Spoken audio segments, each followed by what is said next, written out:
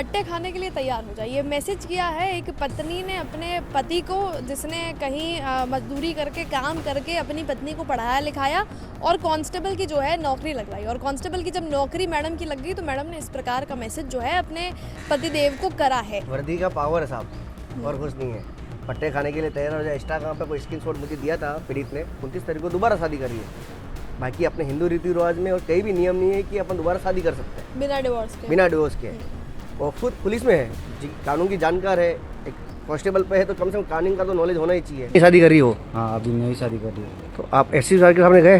हाँ, गया सर। क्या बोला? पैसों पे आया सर। क्या बोला एसपी साहब ने? हमने बोला कि जान का खतरा है मेरे, ये बोला नहीं।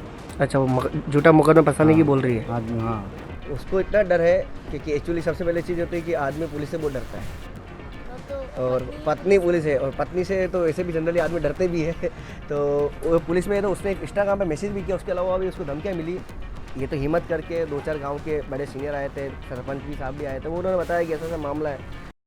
पट्टे खाने के लिए तैयार हो जाइए, मैसेज किया है एक पत्नी ने अपने पति को, जिसने कहीं मजदूरी करके काम करके अपनी पत्नी को पढ़ाया लिखाया और कांस्टेबल की जो है नौकरी लगवाई। और कांस्टेबल की जब नौकरी मैडम की लग गई तो मैडम ने इस प्रकार का मैसेज जो है अपने पतिदेव को करा है। ये मामला अब उदयपुर के कोर्ट तक, वकील साहब तक पहुंचा है। राव कुंवर सिंह जी हैं जो वो अधिवक्ता हैं, उनसे हम बातचीत करेंगे कि क्या और मामला है। अभी हमने एक और चीज़ सुनी है कि तलाक कोटा में नौकरी लगवाने के लिए भी फैमिली कोर्ट में तलाक की जो है कई सारी एप्लीकेशंस लगती है सिर्फ नौकरी की वजह से, और उसके बाद जो है लोग साथ रहने लगते हैं।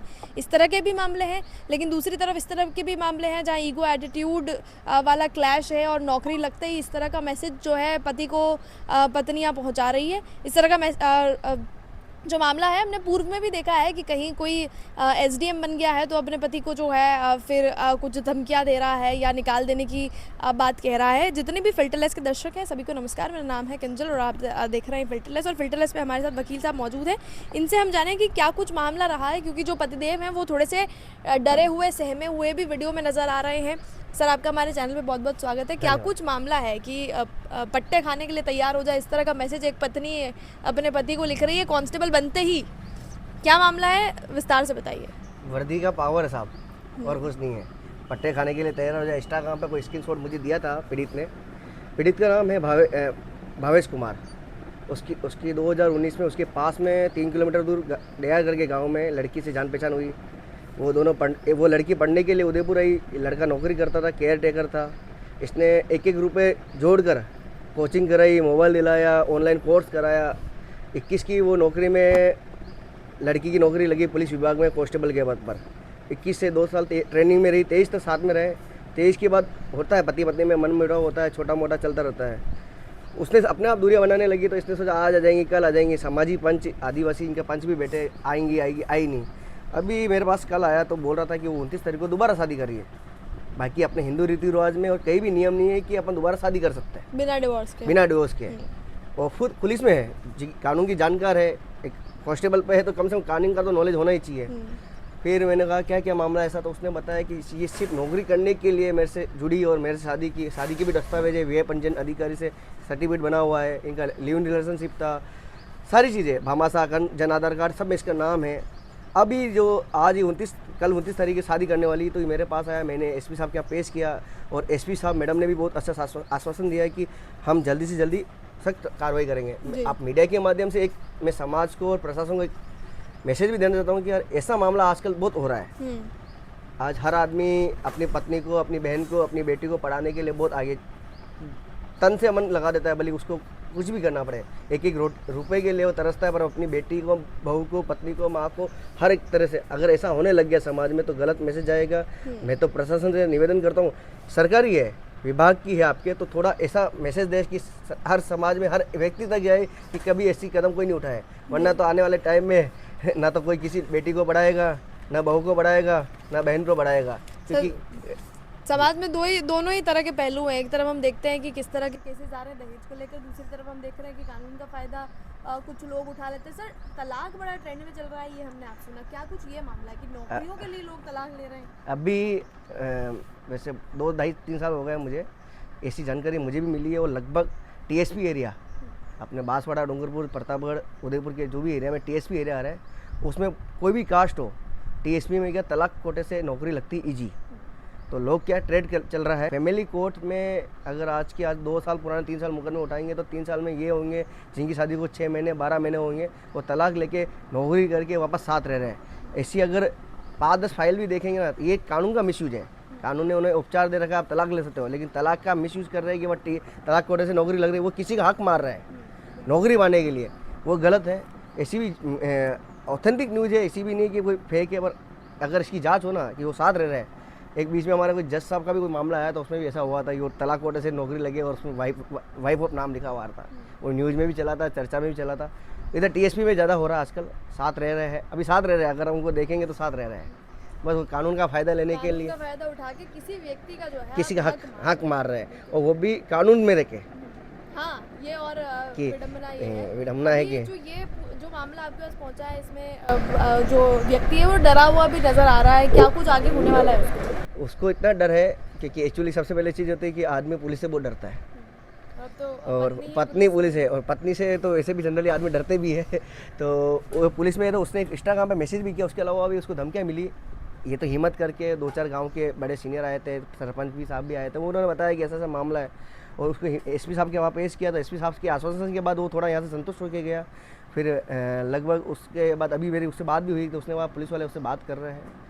हम तो एक बार शादी रुके, इनका जो भी विवाद है तो या तो ये पक्ष निपटा है या वो निपटा है, लेकिन आप पुलिस में होते हुए बिना तलाक लिए आप कैसे दूसरी शादी कर रहे हो?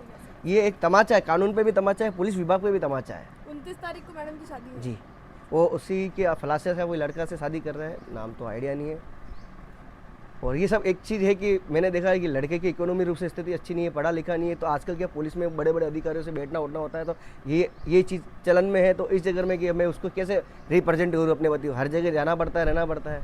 और आदिवासी है, अनपढ़ भी है, पर हाँ समझदार बहुत है। उसने इतनी ईमानदारी से मेहनत करके केयर टेकर की नौकरी में उसने अपनी पत्नी को पढ़ाया। यहाँ पे कृषि विभाग में केयर टेकर, मतलब 2020 में कोरोना लग गया, फिर भी उसने अपनी पत्नी को पढ़ाया, 21 में नौकरी लगी। हाँ, शादी से पहले अगर नौकरी लग जाती तो कोई बात नहीं, ये नौकरी लगी, उसके बाद शादी हुई, सब सिस्टम सब बराबर चल रहा था। लेकिन बोलते हैं ना कि शायद कुछ कानून में जो प्रावधान बनाए गए वो उन लोगों तक पहुंचाने के लिए बनाए गए जो वाकई जो औरतें और लड़कियां प्रताड़ित हो रही हैं, लेकिन उन तक तो ये कानून नहीं पहुंच पाता। हकीकत में जिसको फ़ायदा लेना होता है उसको फ़ायदा मिलता भी नहीं। आज भी बहुत सारे ऐसे मामले हैं जिनमें पीड़ित है, उनको पीड़िता है, उनको आज तक कानून का कोई फ़ायदा नहीं मिला, उसकी कोई सुनने वाला नहीं है। पर जहाँ कोई पीड़ित नहीं है उसको फ़ायदा मिल जाता है, क्योंकि उनके पास पावर होता है, पद होता है, सत्ता होती है, और यहाँ तो प्रशासन खुद है। इस मामले में अब क्या कुछ आगे आप लोग करने वाले हैं और क्या रहेगा? अभी मैंने एसपी साहब के यहाँ पेश किया है, तो एसपी साहब से आश्वासन मिला है अगर 2 दिन में कार्रवाई नहीं होती और अगर किसी कारणवश से शादी कर लेती है तो हमें कानूनन जो शादी नहीं कर सकते उसके खिलाफ हमें जो भी कानूनी प्रक्रिया दाव पेश है वो हम करेंगे। और क्योंकि इसके हर डॉक्यूमेंट में शादीशुदा बताया होगा, ये कंफर्म है, क्योंकि किसके बाद की नौकरी है तो बताया होगा। और अगर छुपाया है जब भी गलत है, और छुपा के शादी की है जो भी गलत है, तो कहीं ना कहीं कानून के दाव पेश में हमारे शिकंजे में आना ही है। तो हम उसके लिए भी फाइट करेंगे, क्योंकि प्रार्थी जिस हिसाब से परेशान है, डरा हुआ है, क्योंकि सबसे बड़े वो डर इसलिए पुलिस का डर है उसको।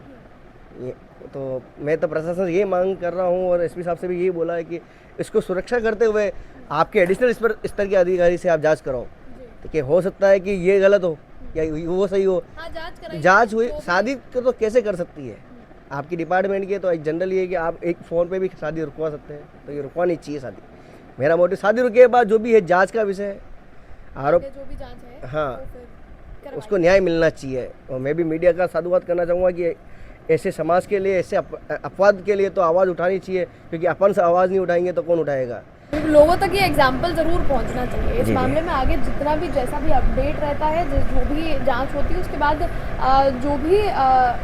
जो भी एक्शन लिया जाएगा वो भी हम आप तक ज़रूर पहुंचाएंगे, क्योंकि इस तरह के मैसेजेस ज़रूर पहुंचने चाहिए। कानून जिन लोगों के लिए बनाया गया, जो वाकई विक्टिम्स हैं, उन तक तो नहीं पहुंच पाता, लेकिन कुछ लोग जो है इस तरह से लूपहोल्स ढूंढ के अपने फ़ायदे के लिए जो है कानून का इस्तेमाल करते हैं।